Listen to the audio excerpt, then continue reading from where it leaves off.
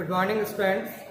Last period में हम discuss कर रहे थे equation which are reducible to exact, कि फर्स्ट ऑर्डर फर्स्ट डिग्री की ऐसी डिफरेंशियल इक्वेशन जो एग्जैक्ट नहीं है लेकिन जिसे हम एग्जैक्ट में रिड्यूस कर सकते हैं। हमने बात की थी कि एक डिफरेंशियल इक्वेशन को अगर हमें एग्जैक्ट बनाना है तो हम उसे एक किसी टर्म से मल्टीप्लाई करते हैं जिसे हम इंटीग्रेटिंग फैक्टर कहते हैं। तो इंटीग्रेटिंग फैक्टर से मल्टीप्लाई करने पर वो टर्म इक्वेशन जो है वो हमारी एग्जैक्ट बन जाती है।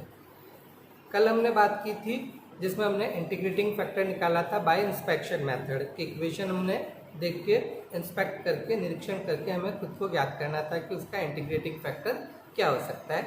आज हम उससे कुछ आगे एक दो मेथड्स और डिस्कस करते हैं।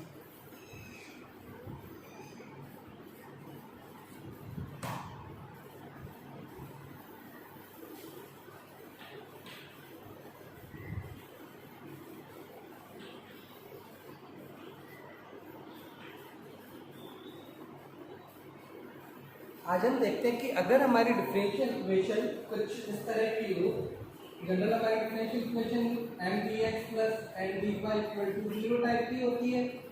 अगर यहाँ पे m हमारे पास इस तरह का हो, m is function of x Y into Y और n जो है वो हमारा some another function of x Y into x type का हो, यानी कि इक्वेशन एक तरह से इस तरह की हो f1 xy into y dx plus f2 xy into x dy equal to 0 type की हो, यानी कि m इस तरह का हो तो उसमें से y कॉमन निकलता हो और n इस तरह का हो तो उसमें से x कॉमन आता हो। तो अगर इस तरह की डिफरेंशियल इक्वेशन हमारी है और वो इक्वेशन एग्जैक्ट नहीं है तो उसका इंटीग्रेटिंग फैक्टर होगा हमारा 1/mx minus ny, where mx minus ny is not equal to 0। तो अगर इक्वेशन हमारी कुछ इस तरह की है f1 xy into y dx plus f2 xy into x dy equal to 0 और ये इक्वेशन अगर एग्जैक्ट नहीं है तो इसे एग्जैक्ट बनाने के लिए हम 1/mx माइनस ny से इस इक्वेशन को मल्टीप्लाई कर देंगे। तो मल्टीप्लाई करने के बाद ये इक्वेशन हमारी एग्जैक्ट बन जाएगी, जहाँ पे where mx minus ny is not equal to 0। ये mx माइनस ny 0 नहीं होना चाहिए। अब एक मिनट हम बात कर लेते हैं कि अगर ये 0 होता है तो इन केस क्या होगा। If mx minus ny is 0 it means mx is equal to ny और से m by n is equal to y by x। अगर ये mx माइनस ny हमारा 0 है तो इट मीन्स ये हो गया कि mx is equal to my और से m by n is equal to y by x। तो ये जो m upon n है हमारा m by n जो होगा वो होगा y upon x। तो देखिए ये इक्वेशन जो थी हमारी m dx plus n dy equal to 0, इसको मैं ये लिख लो m plus n plus dy by dx equal to 0। ये इक्वेशन एक तरह से है। अब अगर mx minus ny 0 है तो m by n हमारा y by x होगा, तो ये m by n हमारा हो गया y by x। या कह लें कि ये हो गया dx by x plus dy by y equal to 0। ये देखिए वेरिएबल सेपरेट हो गए। अब वेरिएबल सेपरेट हो गए तो हम इसे इजीली इंटीग्रेट कर लें। इसको इंटीग्रेट करेंगे तो ये हो गया log x plus log y equal to log c और से log xy is equal to log c और से xy is equal to c। तो इस इक्वेशन का सॉल्यूशन हमारा आ गया xy इक्वल टू c। तो अगर इक्वेशन कुछ इस तरह की है जिसमें mx minus ny equal to 0 होता हो तो उस केस में ये इक्वेशन ऐसी होगी जिसमें हम वेरिएबल को सेपरेट कर सकते हैं और वेरिएबल सेपरेट होकर हमारे पास जो सॉल्यूशन आएगा वो होगा xy is equal to c। ना अब हम देखते हैं कि अगर mx माइनस ny 0 नहीं हो तो इस केस में हमारा इंटीग्रेटिंग फैक्टर होगा 1/mx माइनस ny। अब हम इस पूरी इक्वेशन को 1/mx माइनस एन वाई से मल्टीप्लाई कर देंगे। मल्टीप्लाई करते ही इक्वेशन हमारी एग्जैक्ट बन जाएगी और उसके बाद में जैसे हम एग्जैक्ट डिफरेंशियल इक्वेशन सॉल्व कर रहे थे वैसे इसको सॉल्व कर लेना। एक प्रॉब्लम लेके मैं आपको और मेथड से समझा देता हूँ।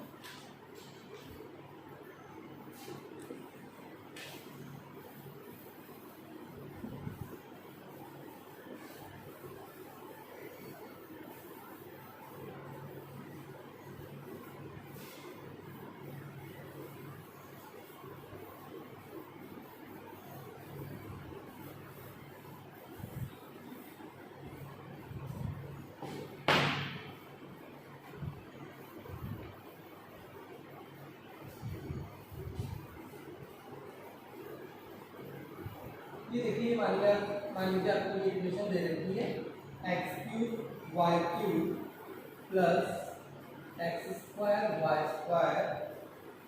Plus xy plus 1 into y dx plus x³ y³ minus x² y² minus xy plus 1 into x D Y equal to 0। ये आपको एक तो फर्स्ट ऑर्डर फर्स्ट डिग्री की डिफरेंशियल इक्वेशन दे रखी है जिसे हमें सॉल्व करना है। ये देखिए ये इक्वेशन हमारी M D X plus M D Y equal to 0 type की फॉर्म में।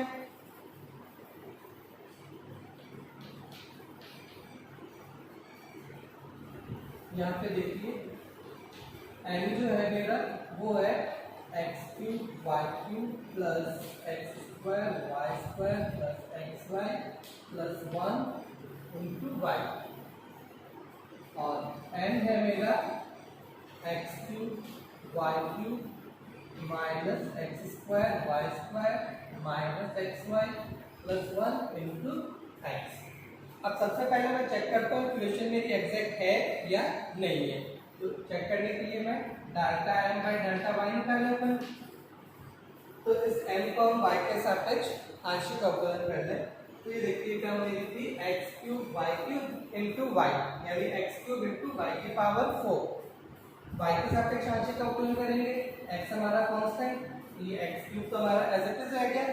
y की पावर 4 का डिफरेंशियल करेंगे तो ये हो गया 4y³ प्लस ये x² constant as it is y² into y यानी y³ का डिफरेंशियल हो गया हमारा 3y² प्लस अब ये x constant as it is y² का डेरिवेटिव हो गया 2y प्लस ये y का डेरिवेटिव हो गया 1। तो ये delta m upon delta y आ गया 4x³ y³ plus 3x² y² plus 2xy plus 1। अब मैं delta n by delta x निकालता हूँ। तो देखिए delta n by delta x के लिए n को x के सापेक्ष आंशिक अवकलन करेंगे। जब n को x के सापेक्ष आंशिक अवकलन करेंगे तो y हमारा कांस्टेंट है। अब देखिए यहाँ पे फर्स्ट टर्म मेरे पास है x की पावर 4 इंटू y³। तो y³ तो हमारा कांस्टेंट है एज इट इज और x की पावर 4 का डेरिवेटिव हो गया 4x³ फिर माइनस ये हो गया x³ y² y² तो हमारा कांस्टेंट एज इट इज और x³ का डेरिवेटिव हो गया 3x²। फिर ये माइनस ये टर्म है x² y constant as it is x² का डेरिवेटिव हो गया 2x प्लस x का डेरिवेटिव 1। तो ये delta n by delta x आ गया 4x³ y³ minus 3x² y² minus 2xy plus 1 और ये delta n by delta y निकाल चुके हैं। लेकिन ये देखिए दोनों डिफरेंट है 4x³ y³ 4x³ y³। यहाँ है प्लस 3x² y² जबकि यहाँ आ रहा है माइनस का 3x² y²। यहाँ है प्लस का 2xy यहाँ है माइनस का 2xy प्लस का 1 प्लस का 1 लेकिन टर्म्स जो है वो इक्वल नहीं है यानी delta m by delta y is not equal to delta m by delta x। So given equation is not an exact differential equation.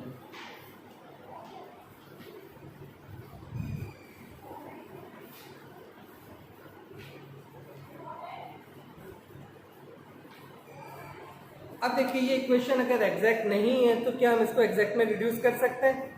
तो ये देखिए ये इक्वेशन कुछ इस तरह की है कि जो m है हमारा वो कुछ इस तरह का है कि function of x Y into Y type का, और जो n है वो भी इस तरह का है function of x Y into x type का। तो अगर m और n इस तरह के हों तो हमें पता है कि इंटीग्रेटिंग फैक्टर हमारा होगा 1/mx minus n y, 1/mx minus n y. तो ये देखिए ये m को मैं x से मल्टीप्लाई कर दूँ और n को y से मल्टीप्लाई कर लें माइनस एन। तो जब m को x से मल्टीप्लाई करेंगे तो यहाँ आएगा एक्स वाई, n को y से मल्टीप्लाई करेंगे यहाँ भी आएगा एक्स वाई। तो एक्स वाई तो हमारा कॉमन रह जाएगा और अंदर पहले ये वाली टर्म माइनस ये वाली टर्म। तो देखिए क्या रह जाएगा अंदर मेरे पास X cube Y cube plus x square Y square plus x Y plus Y, फिर minus X cube Y cube, आगे माइनस माइनस प्लस का एक्स स्क्वायर वाई स्क्वायर, फिर ये प्लस का एक्स वाई माइनस वन। अब देखिए ये x cube Y cube plus का और ये x cube Y cube minus का, ये कैंसिल, ये प्लस का x square Y square plus का एक्स स्क्वायर वाई स्क्वायर ये ऐड हो जाएगा, एक्स वाई प्लस का एक्स वाई प्लस का ऐड हो जाएगा, प्लस का वन माइनस का वन ये कैंसिल।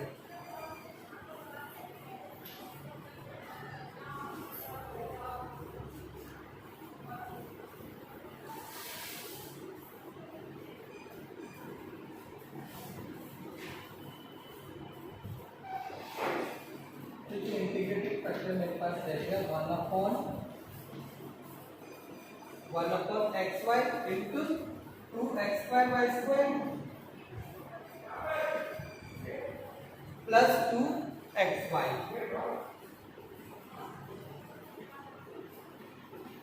अब इन दोनों में से देखें तो 2x वाई फिर से कॉमन आता है, 2x वाई बाहर निकालने से बाहर अब मेरे पास रहेगा 2x स्क्वायर वाई स्क्वायर और अंदर अब रहेगा अपने पास यहाँ पे एक्स वाई और प्लस वन।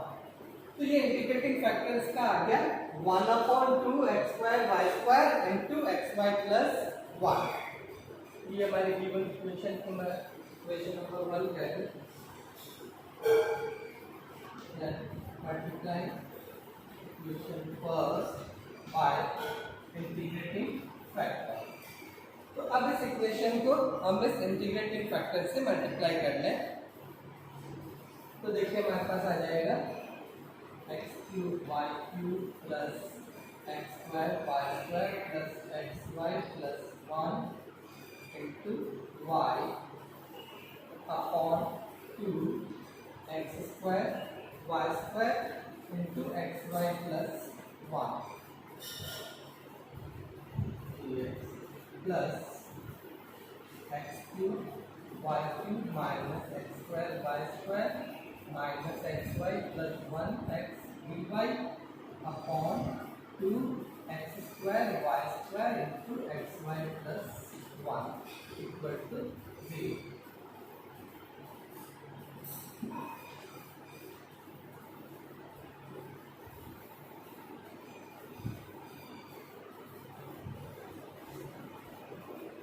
तो ये हमारी जो गिवन इक्वेशन थी उसको हमने integrating factor 1/2 x square Y square into x Y plus one से मल्टीप्लाई कर दिया। ये मल्टीप्लाई कर दिया हमने, अब ये टर्म आ गई। अब देखिए मैं इसको वापस से एक बार रिराइट कर लेता हूँ।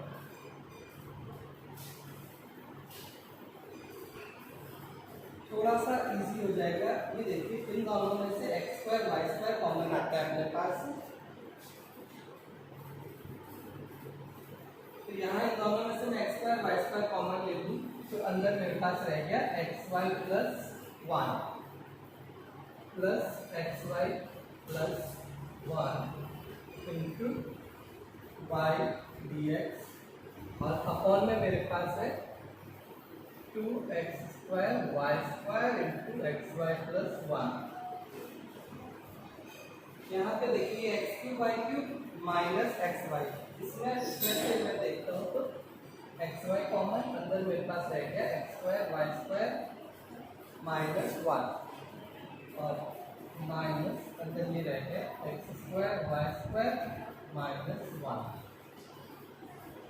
Into x D Y upon two x square Y square into x Y plus one equal to 0।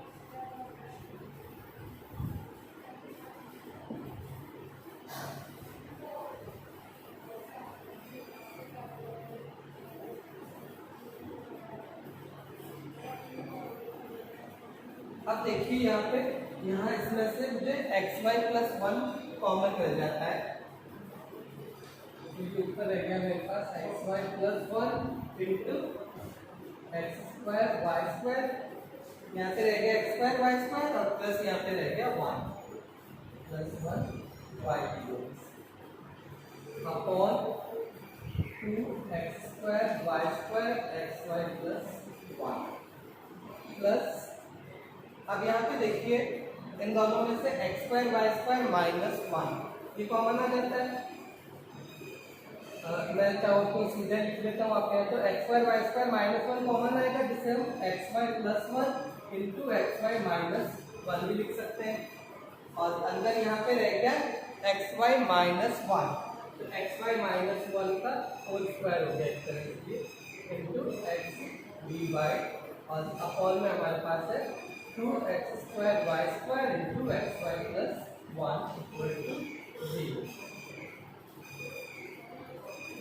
अब देखिए यहाँ पे ये एक्स वाई प्लस वन और ये x Y plus one cancel, एक वाई से ये एक वाई कैंसिल, यहाँ पे भी x Y plus one cancel और एक एक्स से एक एक्स कैंसिल, तो फाइनली मेरे पास रह गया यहाँ पे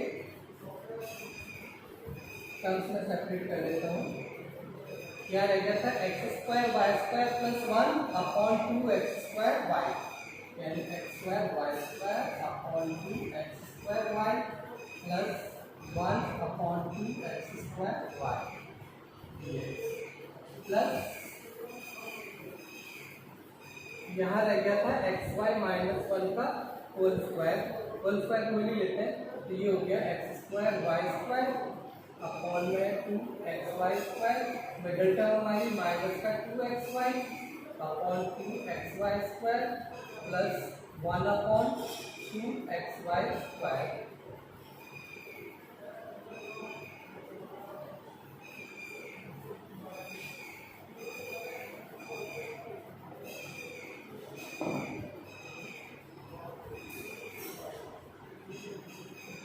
dy इक्वल टू 0। अब देखिए ये x square Y square upon x square y, एक एक्स स्क्वायर कैंसिल एक वाई कैंसिल, ये रह गया वाई बाई टू प्लस यहाँ रह गया one upon two x square Y plus यहाँ पे वाई स्क्वायर कैंसिल एक एक्स कैंसिल, ये रह गया एक्स बाई टू माइनस एक पे टू से टू कैंसिल एक्स से एक्स कैंसिल एक वाई से एक वाई कैंसिल, ये रह गया minus one upon y plus one upon two x Y square d Y equal to 0। अब देखिए ये इक्वेशन हमारी एग्जैक्ट डिफरेंशियल इक्वेशन है, आप चाहें तो चेक करने वाली, ये एम अब हमारा ये हो गया एन ये हो गया, अब M D X plus M D Y, आप चाहें तो delta M by delta Y और delta M by delta X निकाल के चेक भी कर लें, लेकिन ये एग्जैक्ट है, हमें चेक करने की ज़रूरत नहीं है। अब जैसे हम एग्जैक्ट सॉल्व कर रहे थे बिल्कुल इसी तरह से वापस से सॉल्व करना है। एग्जैक्ट डिफरेंशियल इक्वेशन सॉल्व करने के लिए हम करते थे integration of m D x keeping y as constant,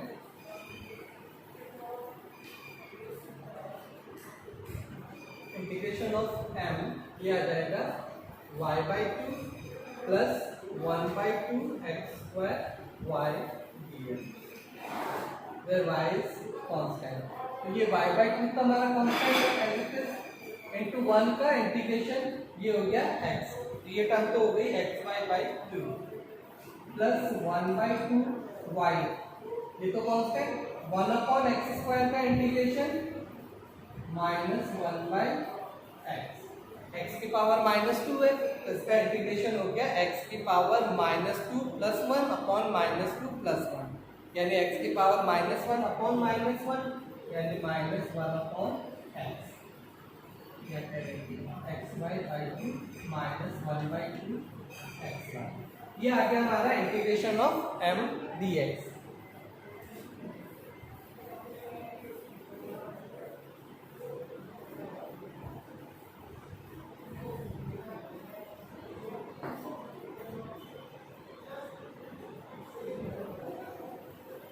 अब देखिए इसके बाद में हमें निकालना है delta by delta y of integration of m dx।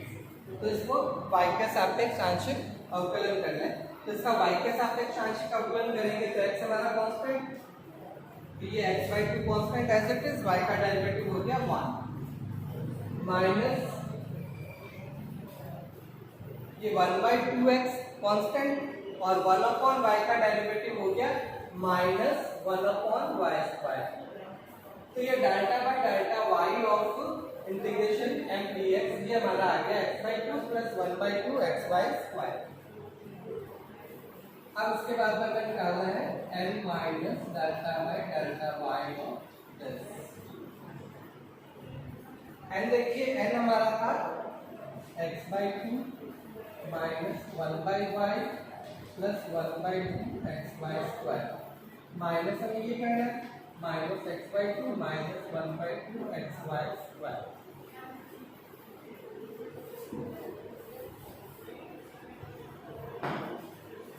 तो ये देखिए प्लस का x/2 माइनस का x/2 ये कैंसिल, प्लस का 1/2 xy² और माइनस का 1/2 xy² ये कैंसिल, ये रह गया -1/y।